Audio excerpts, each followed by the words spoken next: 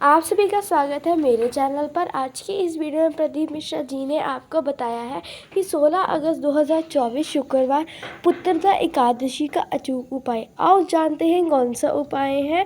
तो बिना देरी किए शुरू करते हैं। श्री शिवाय नमस्तु। पुत्रदा एकादशी पूरे साल में 2 बार आती है।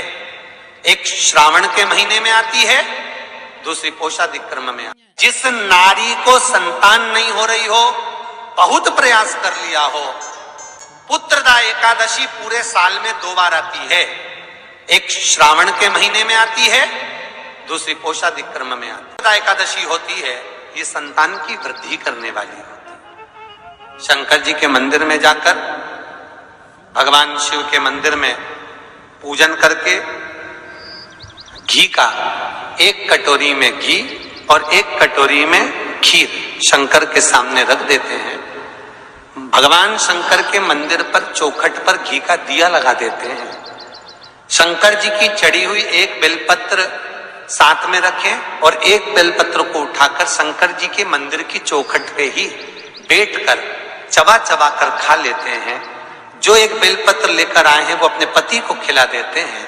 कहते हैं पुत्रदा एकादशी के दिन ये कर लेने पर संतान की प्राप्ति हो जाती है, पुत्र की प्राप्ति हो जाती है। महापुराण की कथा कहती है, आप अगर विश्वास रखे हो, सफेद आंकड़े की जड़, जिस नारी का संतान नहीं हो, गर्भ नहीं ठहरा हो, सफेद आंकड़े की जड़, जिस देव अधिदेव महादेव की कथा जिस तुम्बरुका जी ने श्रवण कराई है, शंकर भगवान जिनके सामने बैठकर शिव पुराण की कथा सुन रहे हैं, उन तुमरुका जी का नाम लेकर शिवलिंग पे से 21 बार घुमाकर मंदिर में ही कमर पर 7वें दिन रजस्वला धर्म के जो बांध लेता है और 1 पीपल का पत्ता अवधूतेश्वर महादेव का नाम लेकर शंकर पर चढ़ाकर उसको गाय के दूध में उकाल कर रात्रि को दोनों पति पत्नी अगर पीकर सोते हैं, 3 महीने में भगवान भोलेनाथ उसकी गोद भर देते हैं। ये शिव तत्व। शंकर देता जरूर है। अच्छा, संतान नहीं हो, किसी नारी की गोद अगर, स्त्री की गोद अगर खाली रह जाए तो भी दुख होता है उसको कि मेरे घर में औलाद नहीं, संतान नहीं। हम कई बार कहे, आज फिर कहते हैं, ये टेस्ट भी बाद में कराना, सारी जांचें बाद में कराना। एक बार शंकर का भजन कर कर देख लो। पिछले वर्ष कथा में तुमरुका जी की जो कथा कही थी, यूट्यूब पर डली हुई, अगर आप लोगों ने नहीं सुनी हो तो उसको निकालना यूट्यूब पर। श्री तुमरुका शिव महापुराण की कथा हमने कही थी, तुमरुका जी का व्याख्यान, उसमें वर्णन किया था। सब जगह से अगर हार जाओ और सारे रिपोर्ट आपकी आपने सब दूर दिखा ली, तो एक बार शंकर पर भरोसा कर कर तुमरुका जी का नाम लेकर सफेद आंकड़े की जड़ को शिव जी पे से रजस्वला धर्म के 7वें दिन 21 बार घुमा लो। नाम गोत्र बोलकर कमर में लाल धागे में बांध लो। पीपल के पत्ते शिव जी को चढ़ाओ, उठाकर लाओ। उस 1 पत्ते को रात्रि को गाय के दूध में उकालो और उस दूध को दोनों पति पत्नी पियो।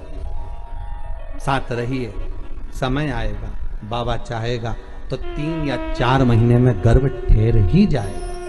सारे डॉक्टर को दिखा लिया अपनी जगह, टेस्ट भी करवा लिया अपनी जगह, पर एक बार प्रयोग, और वो विश्वास रखकर करना पड़ेगा। शंकर पर जो भी कार्य कर रहे हो आप, जो उपाय कर रहे हो आप, शिव का स्मरण कर, भगवान पर अगर विश्वास रखोगे, भरोसो दृढ़ इन चरणन कहो, श्री वल्लभ नख चंद्र छटा बिन सब जगमा ही अंधेरो। अगर भरोसा है तो शंकर है, और भरोसा नहीं तो शिव कहां से। विश्वास लेकर अगर आए हो तो काम तो होगा। ये लोग काशी से आए हुए हैं, विश्वास लेकर ही तो आए होंगे कि हम जाएंगे शंकर की कथा में तो बाबा कृपा जरूर करेगा। कई लोग यहाँ पर बैठे हुए हैं जो विश्वास लेकर आए हुए हैं, दूर दूर से आए हुए हैं, केवल विश्वास लेकर कि भगवान कृपा करेगा किसी ना किसी रूप में, मुझे विश्वास है कि बाबा मेरी सुनेगा। और फिर कहता हूं, कथा में अगर आपने मन लगा लिया, भले टीवी चैनल के माध्यम से श्रवण कर रहे हो, भले मोबाइल के माध्यम से श्रवण कर रहे हो, भले पंडाल में सुन रहे हो, बाबा से अगर दिल से आपने अगर कह दिया तो 3 महीना बहुत होता है सब कामना पूरी होने के लिए। मेरा बाबा आपको कुछ ना कुछ दे ही देता है, बस आपकी रुचि के अनुसार सुख प्रदान कर ही देता है। भगवान कृष्ण की 16,108 रानियां थी। कितनी रानियां? जम के बोलो जरा। 16,108। पर 16,108 रानियां होने पर भी भगवान कृष्ण के यहाँ जब औलाद नहीं हुई, तब भगवान कृष्ण ने अपने गुरु गर्गाचार्य बाबा को बुलवाया और द्वारकापुरी में बुलवा कर पूछा, गुरुदेव मेरी 16,108 रानियों से औलाद नहीं होती, संतान नहीं होती, मैं क्या करूं? गर्गाचार्य बाबा ने कहा, तुम चिंता मत करो, पार्थिव शिवलिंग का निर्माण करो। शंकर भगवान के शिवलिंग का निर्माण कर कर एक एक रानी के साथ में 11-11 दिन तक बैठकर शिव जी का अभिषेक करो। और पार्थिव शिवलिंग का निर्माण गर्गाचार्य बाबा के कहने पर भगवान कृष्ण ने करा। एक एक रानी के साथ में 11-11 दिन तक भगवान शिव का अभिषेक करा। तब भगवान शंकर प्रकट हो गए और शिव जी प्रकट होकर बोले, कन्हैया मांगो तुम्हें क्या चाहिए? शंकर भगवान ने जब कहा, कृष्ण बोले मेरे यहाँ औलाद नहीं है। शिव जी ने कहा, क्यों चिंता करते हो? तुमने 11-11 दिन तक एक एक रानी के साथ में बैठकर मेरा अभिषेक करा है। जाओ मैं तुम्हें वर प्रदान करता हूं कि एक एक रानी से तुम्हें 11-11 संतान होगी और 1,77,186 भगवान कृष्ण के बच्चे हुए। ये शंकर जी की कृपा से। अब तुम्हें कितने चाहिए बोलो? भगवान कृष्ण के यहाँ अगर औलाद हुई तो किसकी कृपा से? अरे बोलो, भोले। कौन होगा ऐसा? कितना करुणामय, कितना दयालु, कितना आनंद देने वाला। ब्रह्मलोक के देवता भगवान ब्रह्मा, बैकुंठ के देवता भगवान विष्णु, और पृथ्वी का देवता अगर कोई है, इस मृत्यु लोक का अगर कोई देव है, तो वो देवों का देव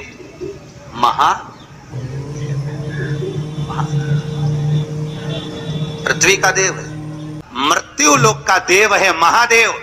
शंकर जी कहते हैं, भले तू ब्रह्मा को भज, चाहे तेरी मर्जी पड़े नारायण को भज, पर मृत्यु लोक का देव तो मैं हूं, पाला तो मुझसे पड़ना है ना, तब निपटूंगा तेरे से। अभी तू जा।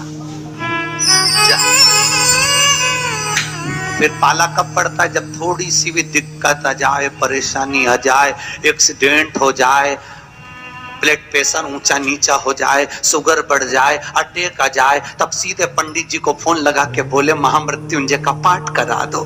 शंकर जी बोले, अब आया मेरे पाले में, अब आया। लगे सब पाठ करने के लिए। भगवान नारायण का अगर विवाह भी कराने वाला कोई है लक्ष्मी से, तो वो मेरा शिव ही है। कौन ने कराया था विवाह? शंकर भगवान।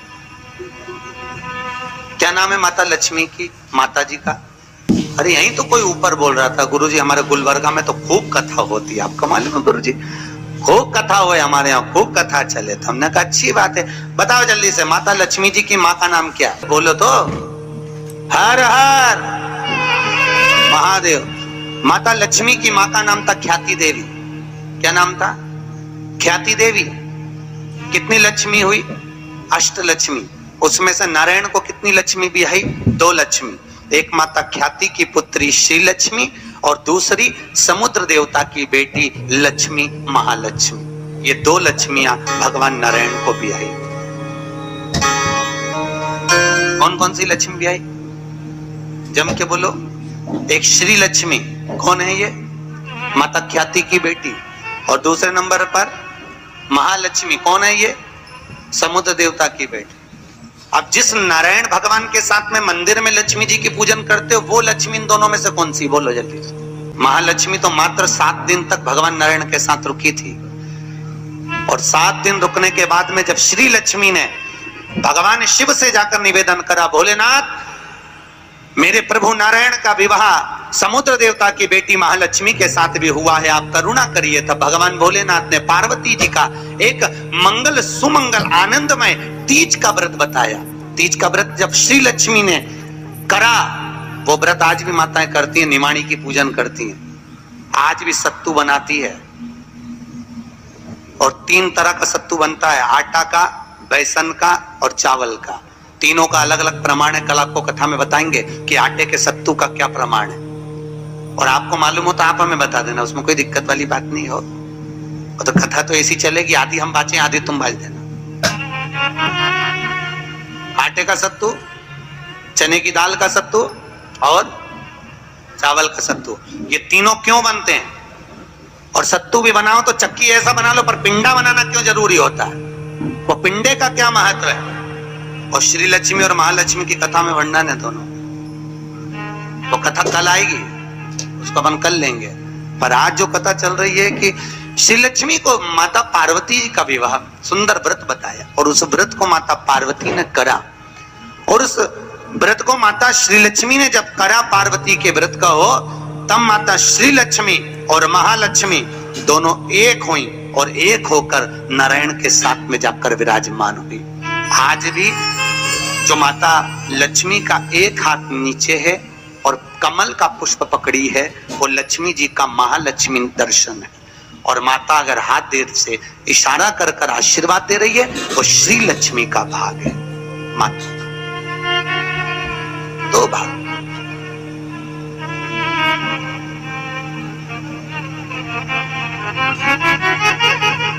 दो भाग में विराज।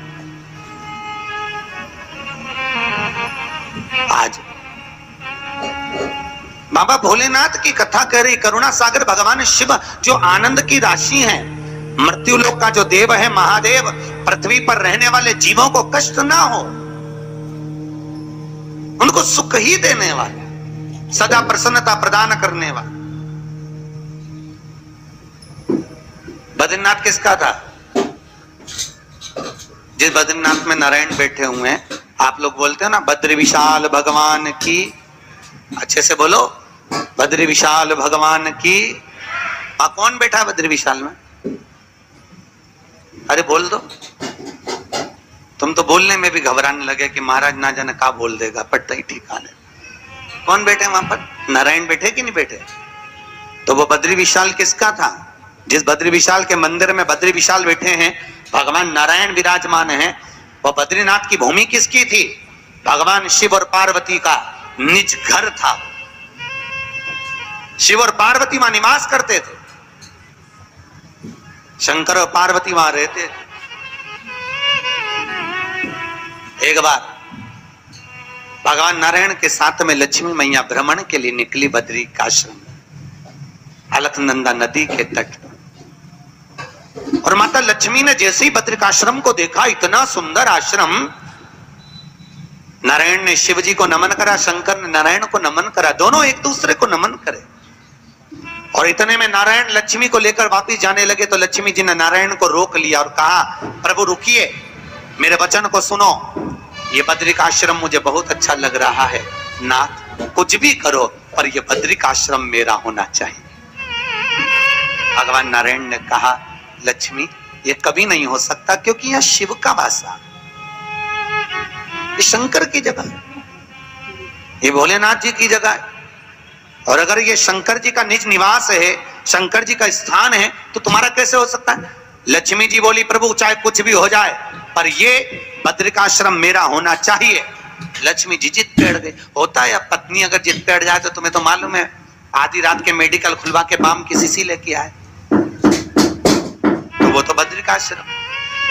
लक्ष्मी जी जिद पर अड़ गई। भगवान नारायण ने लक्ष्मी को खूब समझाया, क्यों उपद्रव करती है लक्ष्मी, मान जा, वो अपना नहीं है, जो अपना नहीं है वो अपना कैसे हो सकता है? नहीं प्रभु, मुझे तो वो बद्रिकाश्रम भाग गया और मुझे चाहिए, चाहे कुछ भी करो।